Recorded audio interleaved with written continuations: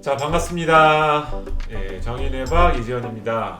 여러분들의 구독과 좋아요, 좋은 컨텐츠 만드는데 큰 도움이 됩니다.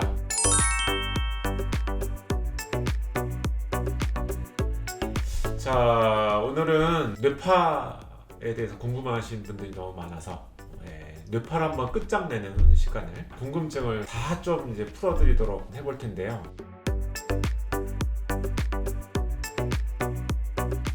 조금 쉽게 뇌파에 대해서 접근을 하려면 이런 이해를 가지고 있으셔야 돼요. 자동차도 엔진이 작동하면은 엔진 작동하는 소음이 들리듯이 뇌파도 뇌 안에 이제 신경세포들이 많이 있는데, 얘네들이 일을 하면은 이제 전기를 잘 쓰는 세포다 보니까 전기적인 잡음이 나오는 거예요. 이제 그거를 분석을 하는 거죠.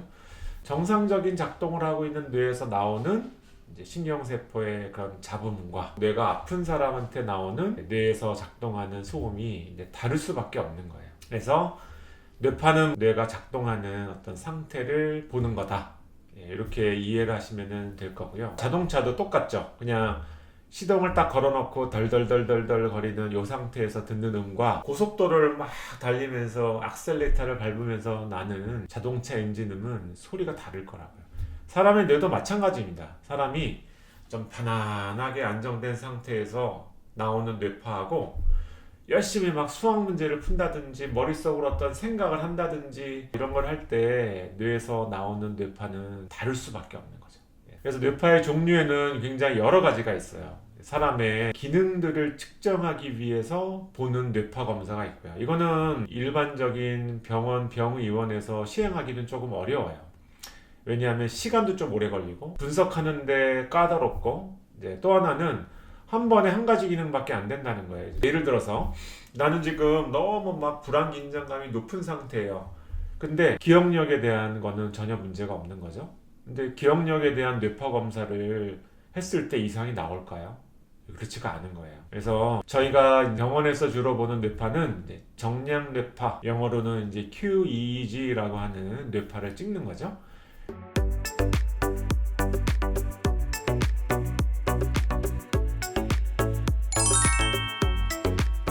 QEEG는 아무것도 안 하는, 편안하게 가만히 있는, 가급적 머릿속에 생각을 하지 않는 상태로 유지하면서 뇌파를 찍는 거죠. 뇌파의 상태는 뇌가 작동할 때 주로 사용이 되는 뇌 영역에서 나는 소리하고 편안하게 쉬고 있을 때 뇌에서 나오는 소리가 다른 거거든요.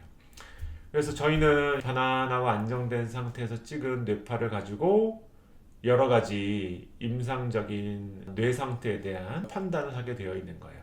만약에 이제 어떤 분이 굉장히 큰 트라우마를 받고 여러 가지 복잡한 생각 때문에 밤에 잠도 못 자고 일에도 집중을 못 하고 이런 상태에서 뇌파 찍는다고 뇌파 측정실에 가서 딱 앉았는데, 이제부터 뇌파를 찍을 거니까 아무 생각도 하지 말고 편안하게 계세요 라고 한다면 그게 그분한테 가능할까요? 가능하지가 않은 거예요. 그러면은 뇌파가 정상 뇌파하고는 조금 다른 방향으로 뇌 상태에 대한 뇌파가 측정이 되겠죠. 그래서 이런 것들을 보고 임상가가 판단을 하게 되는 거예요. 아, 이분은 지금 아주 편안하고 안정된 상태를 유지할 수 없는 뇌 건강이 안 좋아진 상태구나 라는 판단을 내리고, 이런 거를 도와드리기 위한 치유적인 조치, 이런 것들을 도와드릴 수가 있겠죠.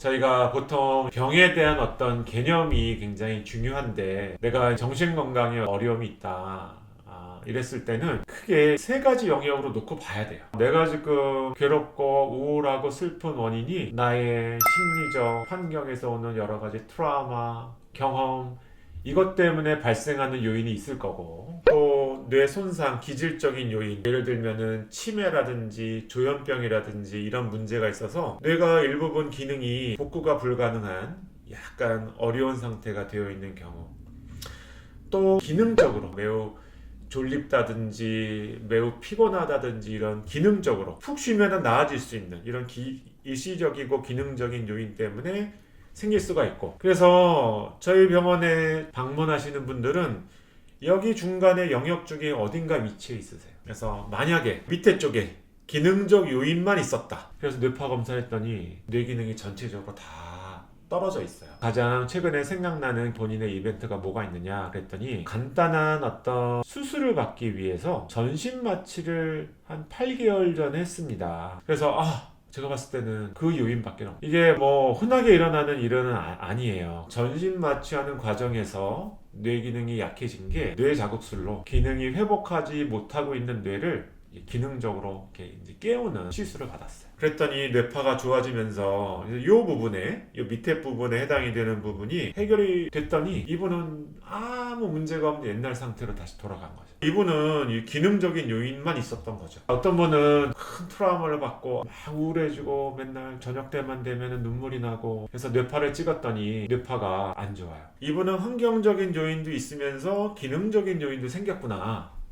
이렇게 판단을 하고 기능적인 부분에 대해서 치료를 시작을 한 거죠. 그랬더니 한 3개월 뒤쯤에 뇌파를 보니까 뇌파가 아주 깨끗해졌어요. 그러면은 이분은 다시 옛날처럼 막 하하호호 웃고 있는 상태가 됐을까요? 그렇지가 않아요. 이런 슬픔을 어느 정도는 익숙하게 홀로서기가 되고 이럴 때까지는 이 심리적인 환경적인 요인이 남아있을 수밖에 없어요. 근데 정략뇌파의 이런 기능적인 요인을 해결을 해줬을 때 심리적인 요인 해결이 더 쉬워져요. 훨씬 더 쉬워지는 거예요. 뇌 건강을 회복하는 과정은 이게 아주 오랜 시간이 걸리지 않습니다. 슬프고 어렵고 힘든 이런 증상을 겪고 있으시다면은 몇 가지 요인들이 있을 거예요. 그 요인들 중에 뇌의 기능적인 요인, 치료가 가능한 기능적인 요인만 해결을 해도 다른 요인에 대한 문제가 해결이 훨씬 쉬워지게 됩니다. 어떤 친구가 이제 저한테 왔는데 조현병을 앓고 있는 친구예요. 이 조현병이 있다고 해서 기질적인 요인만 갖고 있지는 않아요.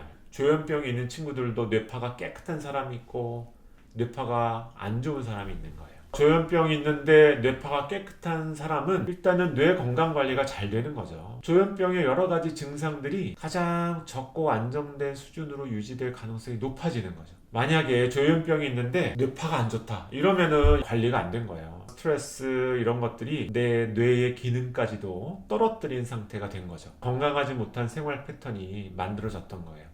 이러면은 증상은 굉장히 심할 수밖에 없어요. 그러면은 조현병 환자가 이게 낫는 병도 아닌데 선생님은 병원에 와서 뭐 뇌파 찍고 그러면 조현병을 치료해 줄 거냐. 기질적인 요인은 치료를 할 수가 없는 거죠. 뇌는 한번 손상이 된 게 다시 회복이 되거나 이렇게 되지는 않잖아요. 그죠?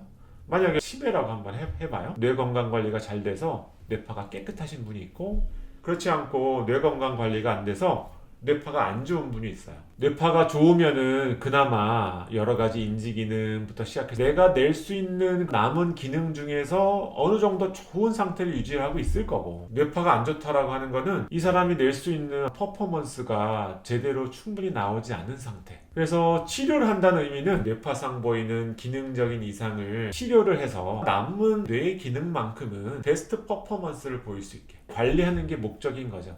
그러면은 여러 가지 조현병 증상이나 치매 증상이나 훨씬 더 안정된 상태가 되게 됩니다. 뇌파를 보고 치료를 하는 이유가 바로 여기에 있는 거죠. 뇌 건강을 좋게 만들어 놔야 나한테 생기는 정신 건강의 문제에 대해 이겨낼 수 있는 힘이라고 할까? 이런 게 더 강해진다라고 볼 수가 있는 거예요. ADHD도 그렇고 우울증도 그렇고 뇌파로 진단을 하기는 좀 어려워요. 만약에 우울증이다 그러면은 그 증상이 굉장히 다양한 것들이 있거든요. 무기력하고 너무 처지고 이런 사람들은 전두엽 쪽의 기능이 저하된 형태의 문제를 가지고 오게 되는 거고요. 똑같은 우울증이라도 불안이 높은 사람들은 뇌의 불안 회로가 막 활성화되어 있는 기능적인 패턴이 보이게 되겠죠. 그래서 진단에 도움을 준다라기보다 이 문제를 해결하기 위해서 어떤 쪽으로 접근을 하는 게 가장 유리한지에 대한 정보? 뇌파 하나 딱 갖다 놓고 이분 진단 맞춰보세요. 정확하지 못해요. 근데 이분이 어떤 증상을 갖고 있을지에 대해서는 제가 대강 정보를 드릴 수는 있어요. 여러 가지 다양한 상황에 대한 뇌 컨디션에 대해서는 알 수가 있는 거죠.